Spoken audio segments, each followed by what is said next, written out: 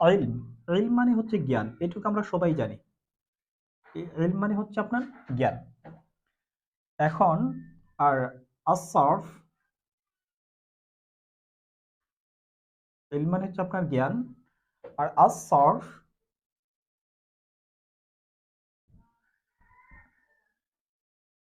আসসারফ হচ্ছে আপনার শব্দ তত্ত্ব।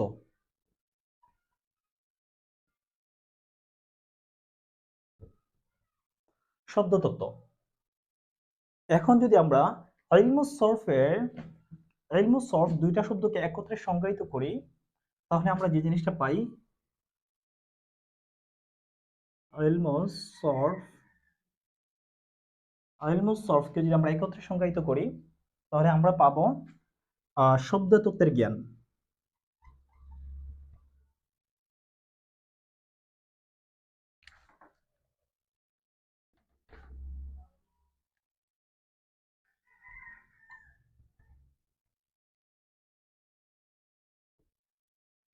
সরি, শব্দ শব্দ তত্ত্বের জ্ঞান।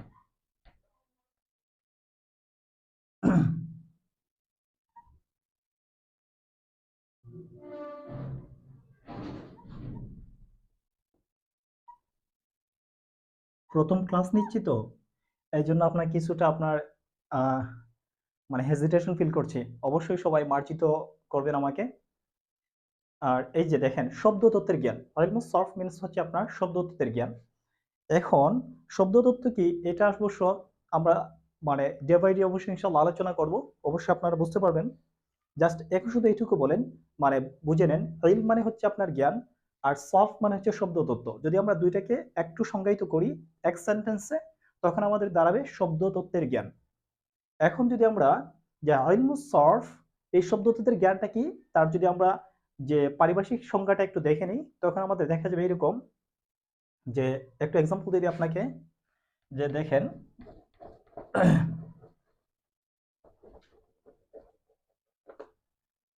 দেখেন এটা হচ্ছে আন্নাসর,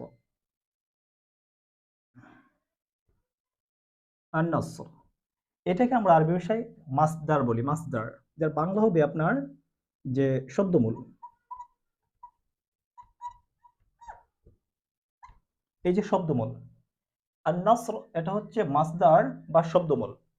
আরবিতে এটাকে মাসদার বলা হবে, আর এর সিমিলার ওয়ার্ডটা হবে আপনার শব্দমূল। ঠিক আছে।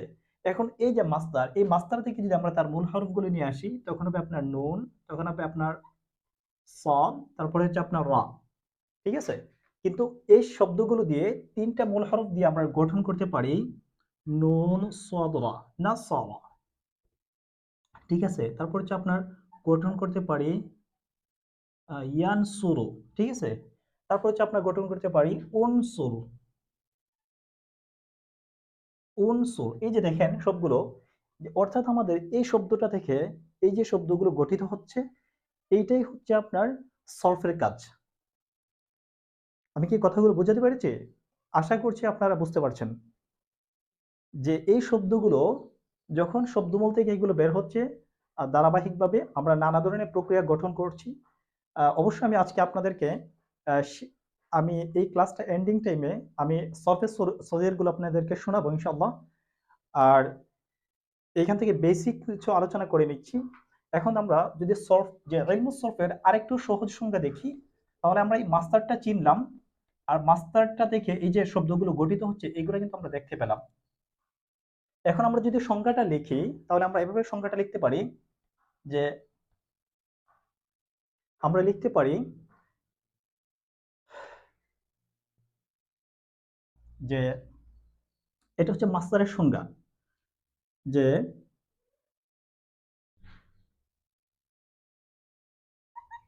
মাসদার আপনার থেকে বিভিন্ন শব্দ,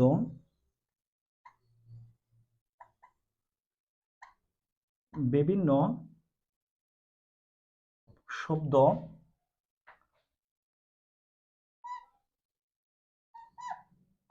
গঠনের নিয়ম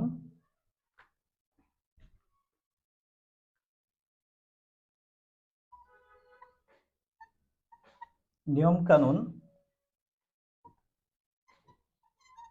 জানার নাম ইলমুস সরফ।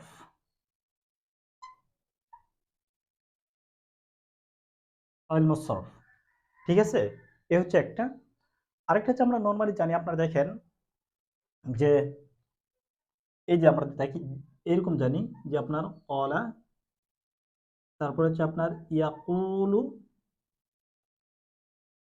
তারপরে হচ্ছে আপনার কুল। এগুলো আমরা কিন্তু জানি। এখন বিষয়টা হচ্ছে এগুলো কিন্তু মূলত এমন ছিল না, এটা মূলত ছিল আপনার যে পাওয়ালা ছিল, ঠিক আছে? আর এটা ছিল হচ্ছে আপনার আহ ইয়াকউলু, ইয়াকউলু, ইয়াকউলু। তা কাওয়ালা থেকে হয়ে গেছে কলা, আর ইয়াকউলু থেকে হয়ে গেছে ইয়াকুলু। আর এখানে ছিল কুল, কুলটা ছিল মূলত ও কুবুল, আপনার ও কুবুল, ঠিক আছে? এই ও কুলটা হয়েছে আপনার উল। তাহলে এটা হচ্ছে আপনার রূপান্তর, এটা হচ্ছে আপনার গঠন, এটাকে বলে আপনার রূপান্তর।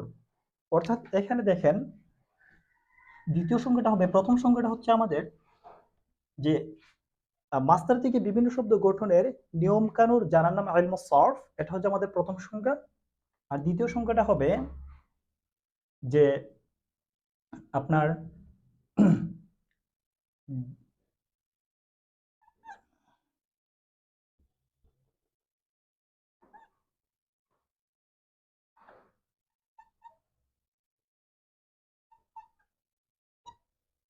যে প্রক্রিয়ায়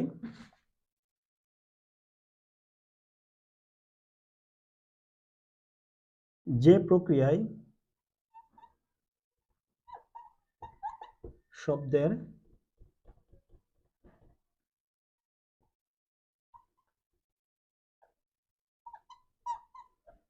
রূপান্তর পদ্ধতি জানা যায়,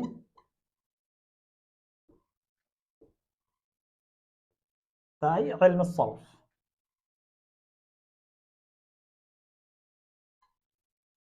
তাই হচ্ছে আপনার ইলমুস সরফ। দেখেন ইলমুস সরফ কিন্তু এটা মানে এই দুইটার সঙ্গে আমরা যদি সংজ্ঞায়িত করি, তাহলে ইলমুস সরফকে আমরা খুব সহজেই বুঝতে পারি, ঠিক আছে? আশা করি দেখা যাচ্ছে যে প্রথম সংখ্যাটা হচ্ছে মাস্টার থেকে বিভিন্ন শব্দ গঠনের নিয়ম কানুন জানার নাম ইলমুস সরফ। আর দ্বিতীয়টা হচ্ছে যে প্রক্রিয়ায় শব্দের রূপান্তর পদ্ধতি জানা যায়, তাই হচ্ছে ইলমুস সরফ। এখন এই দুইটা মানে এখানে কিন্তু আমরা দুইটা সংজ্ঞা লিখলাম ইলমুস সরফ সম্পর্কে। এখন এই দুইটার সংখ্যা কিন্তু দুই ভাবে থাকবে না। আমরা যখন আমাদের পরীক্ষার জন্য এই সংখ্যাগুলোকে লিখব, তখন আমাদেরকে একটাই সংখ্যা লিখতে হবে। তখন আমরা লিখবো কি যে আপনার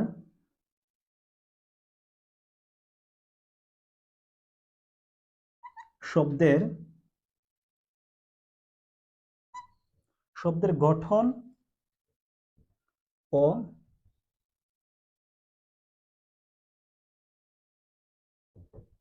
রূপান্তরের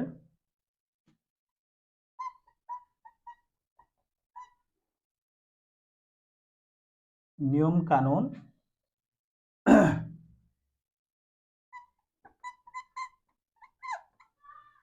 নিয়ম কানুন সরি জানার, নিয়ম কানুন আপনার জানার জানার নাম